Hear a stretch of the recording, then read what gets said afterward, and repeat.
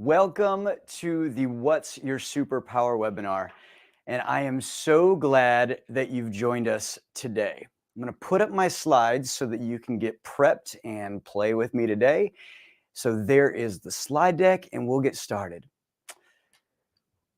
A quick note, if you have not yet taken our Superpower or Kryptonite quiz, I invite you to do so. You can simply scan this QR code right there on your screen, or you can also go to quiz.influentialyou.biz. Another document that may be valuable for you today is available at my.influentialyou.global/personality characteristics. And it should be downloadable so that you can watch it during our show. I'll give you one more second to go ahead and scan this, but if you haven't scanned this yet or taken our quiz, that's all right. We'll bring it back later on in the presentation. I'll begin by telling you a little bit about myself. My name is Josh D'Amigo, and I serve as the podcast host for Influential You. I'm also an advisor here.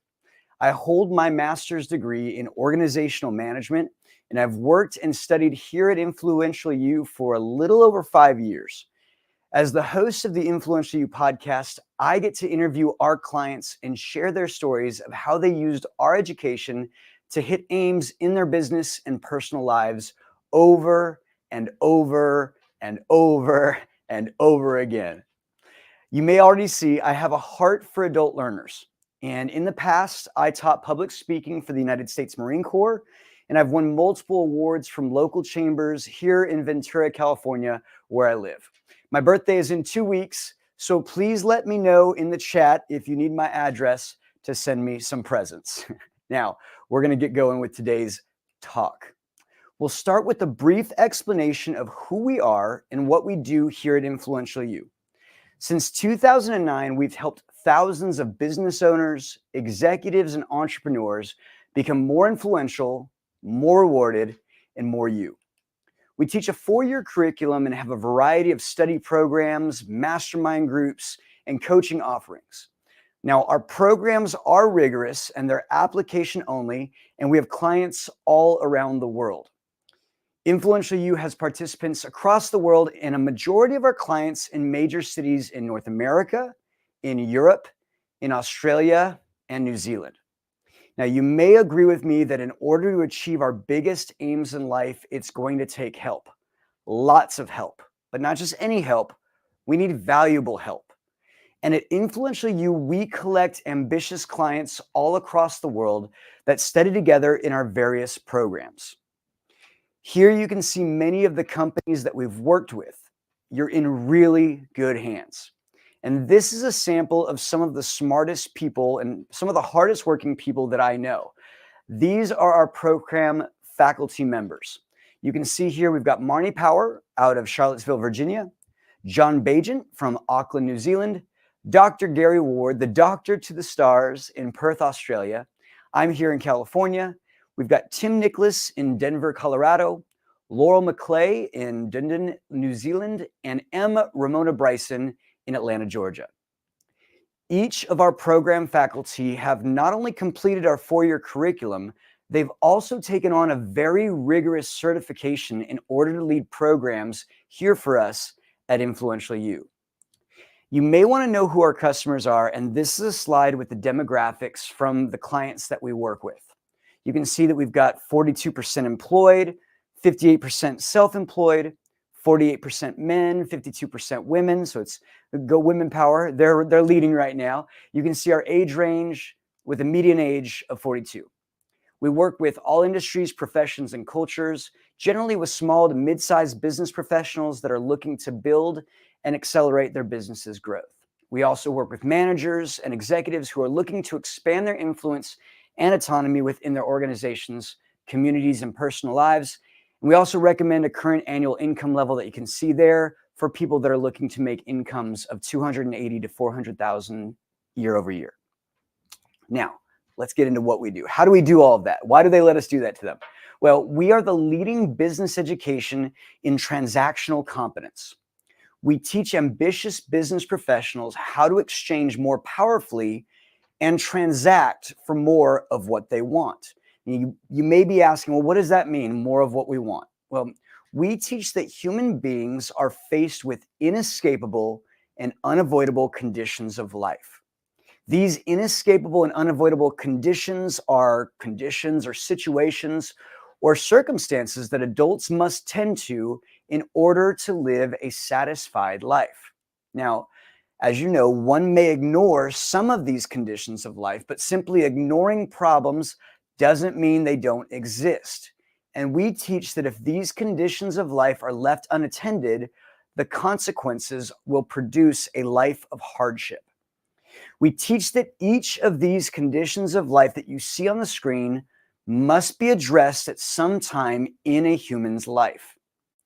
In our Fundamentals of Transaction program, we focus on the following 4 conditions: health, the condition of my mind and my body; activity, what I do with my mind and body; money, which is a tool that measures the value of your work. It's your ability to exchange or transact in the marketplace. And finally, career, the identity of help that you are in the marketplace, or how people know you for the help you provide. By teaching our programs and applying them to these conditions of life, these are the results that we are able to see with our clients in the first 6 months of participation in our Fundamentals of Transaction program.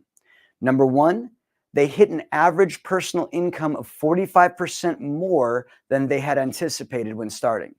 Number 2, we target and track a health aim and a money aim, and our average results are 89% of our clients' targets for health and 103% of our aim for financial goals in that same time period. And that's actually gone up since COVID.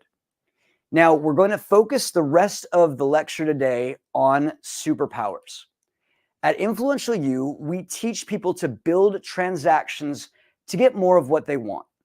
We teach that in order to achieve our chief aims in life, we need to build more meaningful and powerful exchanges.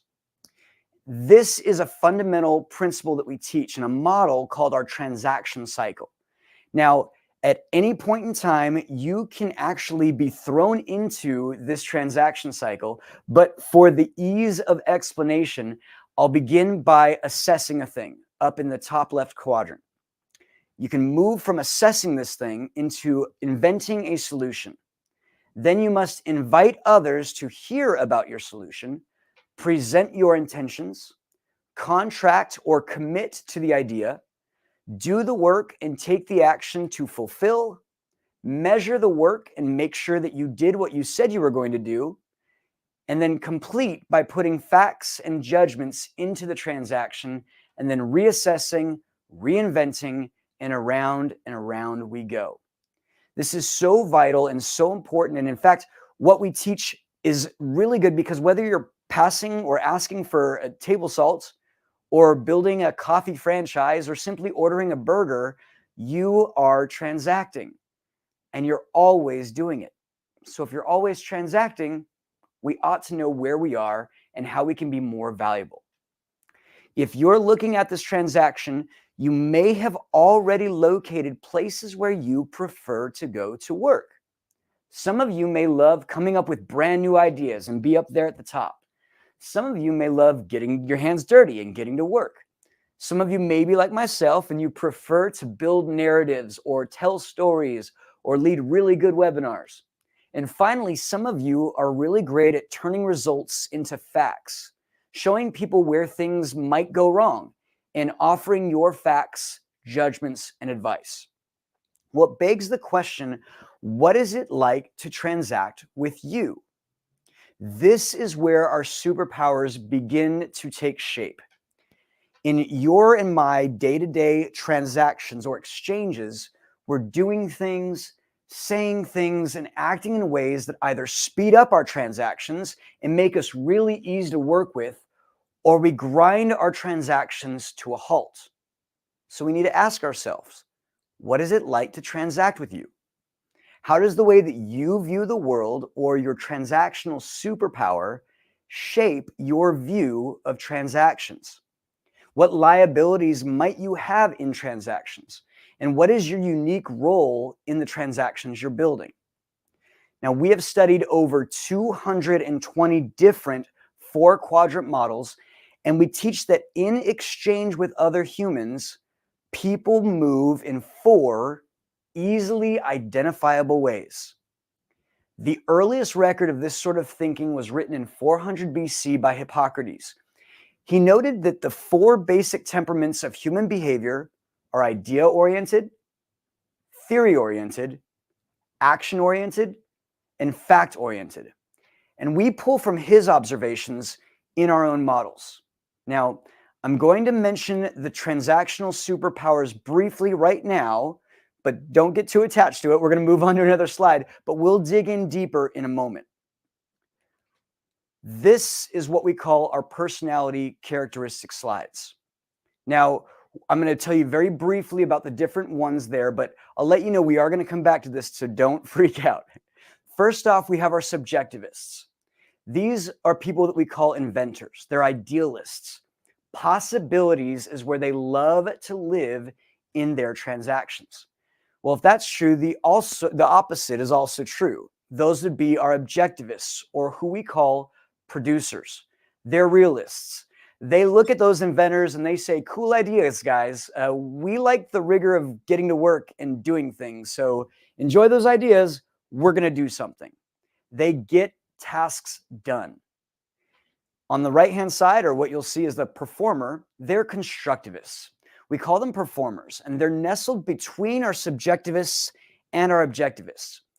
Performers love crafting narratives, and they don't necessarily need to be the ones that come up with the idea. They certainly don't aim to do the fulfillment. And I tell you, they are a lot of talk.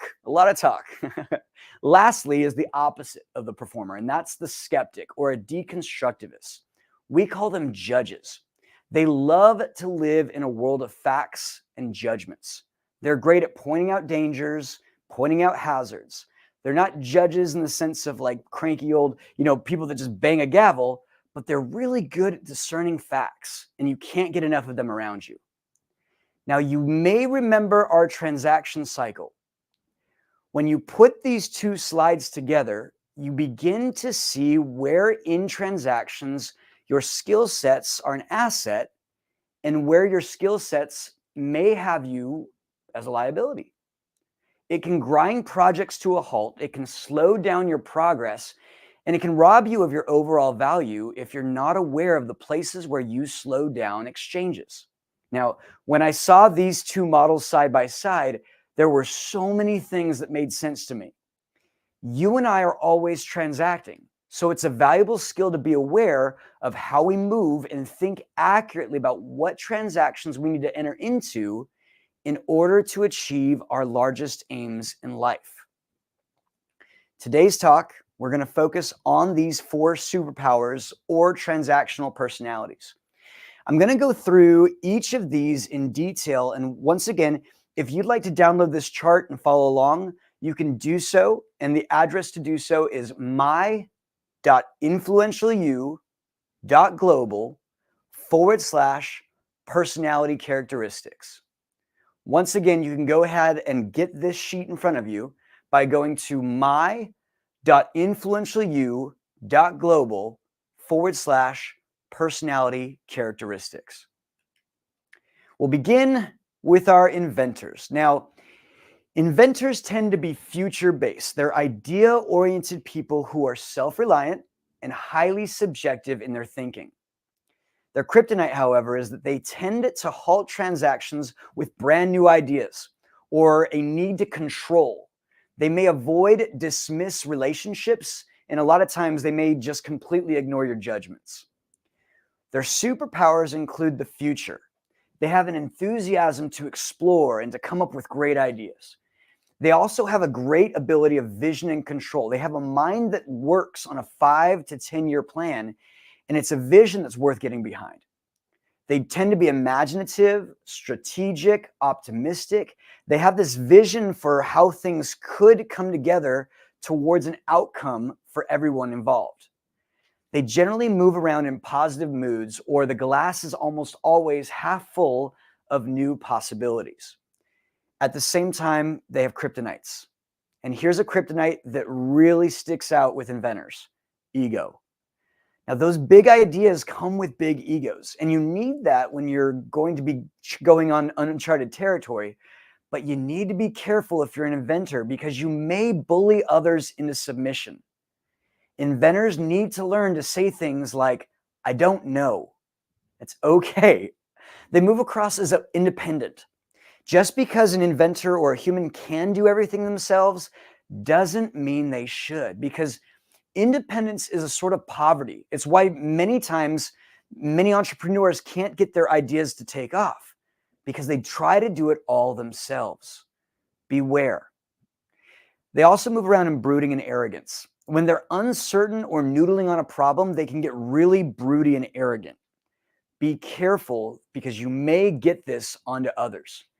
And finally, inventors, if they're not careful, they see others as idiots. They generally see them as either their equal or not as bright. And for most inventors, there aren't very many equals. Now, we're going to take a deeper dive here. Inventors are grounded in subjectivism. The main thing to note here is that they often will say these words. And if you listen really closely, you'll hear inventors say, "You should," or "I will." When you're working with inventors, give them some space to their egos. Like, know that some of that is going to come through. Like, you can cut it with a fork in many times. When you acknowledge their thoughts as very wise and very smart, it helps to move forward in transactions. In a lot of ways, it disarms them from that ego. One of the phrases that we often use around here is, "Now, I know you already know this."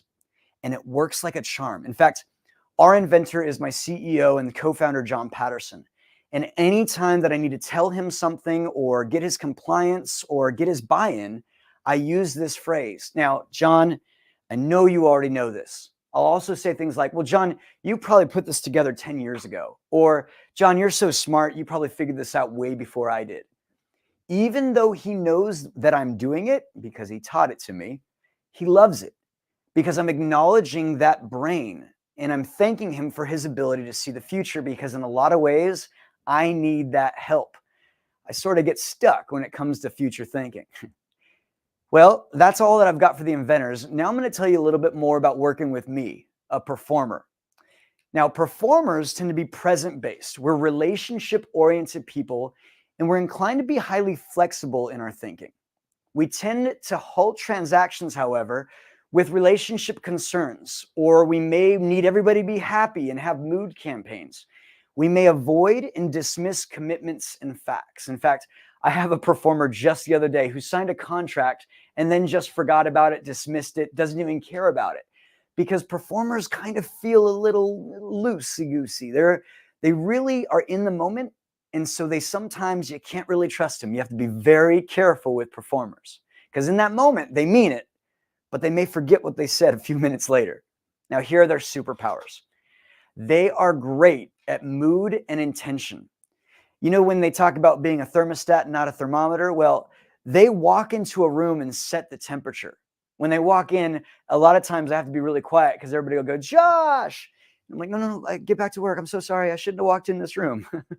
They often lift the mood and they set the tone or intention. Really good at that. Influence in relationship is the currency, and it's their primary asset, because they have these networks or relationships that they care for. They're constantly shaking hands, kissing babies, hugging people, because they're sociable, they're gregarious, they're natural storytellers, and they have a gift of making others feel included, welcomed, and appreciated. Now, performers generally, they move in positive moods, and they almost always see things half full of full possibilities that we can do together. But what you have to be careful of with that positive mood of all the things we can do together is that they're going to tell us, "Oh, we could do this." And then when it's time to do the work, they're nowhere to be found because they're out relationshiping. Now, that's part of their kryptonites. So let's talk about some more of their kryptonites. Relationships. Performers fear burning bridges, and they tend to give away too much of themselves, their time, and their money, even to people they don't know yet, because they're banking on a future relationship. Performers can often be seen as flaky. While they're taking care of one person, they often don't attend to the meeting time or the commitments that they gave to someone else. So it's important for performers to know that just because you love the one you're with doesn't mean that you can forget about the ones you're not with. They become annoyant or intolerant. They often take care of everyone in the room, and any disrespect of anyone else in the room is met with annoyance or intolerance. In fact, I, I don't know if you're a performer and you're watching this, you can probably resonate with me. If you make fun of my waiter at a dinner, I will be so mad. I do not like, that's my friend. Don't make fun of my friend. Finally, they may see others as buffoons. There are moments that when someone disrespects me, you better watch out, because I can construct a bad story as quickly as I can create a good one. So be really careful. If you're a performer, watch your lizard. Don't hit send just because you're in the mode of being angry at someone. Had to tell myself this morning that one. Well, here's a little bit deeper. Performers are grounded in a philosophy of constructivism. It's a world full of intention. The main thing that you'll hear here is that they're often going to say things like we could or you could. Very non-committal statements. In fact, I often see myself using the we, the universal we, and you'll look around and say, we, who's we? It's just you. We. When working with your performer, give them fields in which they have their space, or in other words, freedom within limits. Tell them the rules of the game, but make sure that they have space to roam around. Kirkland Tibbles is our other co-founder and board president here at Influential You. He's a performer, and he's often said when working with performers, we will give you the shirt off our backs unless you tell us to, and then we're going to fight you to the death. So I invite you to make it a game with your performers, because we enjoy playing, and peopling is our absolute favorite thing. Now, from the performers, we're going to go to the producers. Now, I have to tell you, I love producers. They are so good at getting things done. They're very black and white. Now, they tend to be short-term and very objective in their thinking. They're highly work-oriented doers. Now, their kryptonite, on the other hand, is that they sometimes halt their transactions with premature or unnecessary doing. Like they just start to do things, fiddling, they go nuts. They might avoid or dismiss completion of a project or flexibility in the project because they just need things to go the way that they said. Now, what I love about them is their superpower is something that I need a lot of: alliance and force. They can take coordinated action, they can produce work, and they're really good at delegating tasks. They typically can and must know how the next 30 to 90 days are going to go. If they don't have that planned out, they could freak out a little bit. Because of this, they're really good at implementing tactics. They're determined and they're rigorous. They're often in a mood to get things done. Period. End of story. Let's get to work. Let's get to work. In fact, if I invite a producer to consider something, they kind of jump into work a little too quickly for me, especially since I'm avoiding it as a performer. They come across in some positive-ish moods, like the glass is always half full, but not everything is a possibility. And so that's really one of those things where they can kind of move both ways. They can be positive or they can kind of be like negative Nancy sometimes. But generally, they're a little more positive and they're ready to get things done. Now, here's their kryptonite. They need to be included. If your producers aren't included, they don't do well. They begin to find a way to plan some gossip, make some sabotage go on. They start to get to work on that instead of the project at hand. Sometimes they can come across as negative, even if they don't mean to, because when they want to move everything from an idea to a to-do list, it doesn't mean that everybody else is ready for that action. Many times their requests to take action can seem as a negative mood. And so it's really important that we, as a producer, come across kindly, use some manners. Now, they also can get irritated and belligerent when things are inconsistent or they're not included. Be careful. That irritation quickly grows into an outright belligerence. Now, some of the things that you'll find really quickly is that producers are loyal to a fault. If others aren't pulling their own weight or demonstrating loyalty, they're pretty much traitors. Sometimes producers can be too loyal to their jobs, to their friends, and it will cost them in whole life satisfaction. Digging deeper, producers are grounded in a worldview of objectivism, or like I've said many times, getting things done. There's many things that you can see here, but they often say to others something like, we need to, or I have to. I call it a producer's humble brag. Oh, I'm so busy, I couldn't possibly put anything more on my plate. When you're working with producers, make sure to include them as they can often feel left out. Be clear about what you need help with constructing and give them a checklist. Because if you're able to give a producer a checklist, they're going to get it done. You really don't have to ask a producer if you're interrupting because they're busy. You probably are. That's all for the producer. So now we're going to go to the judge. Now, the judges tend to be skeptical. They tend to be people that rely on standards, competence, evidence. They need these things before they're more than likely willing to take action. Their kryptonite, on the other hand, they tend to halt transactions with premature evidence or restrictive standards, and they may avoid or dismiss your vision or repetition.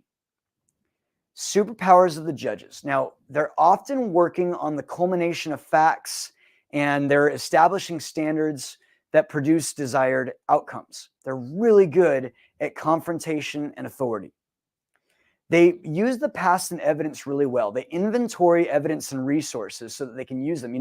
This is what happened last time. They can really recall what happened in the past.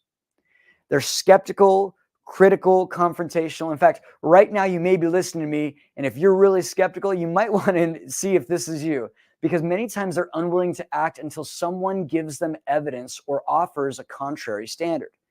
They're often able to confront anyone who disregards the current standard.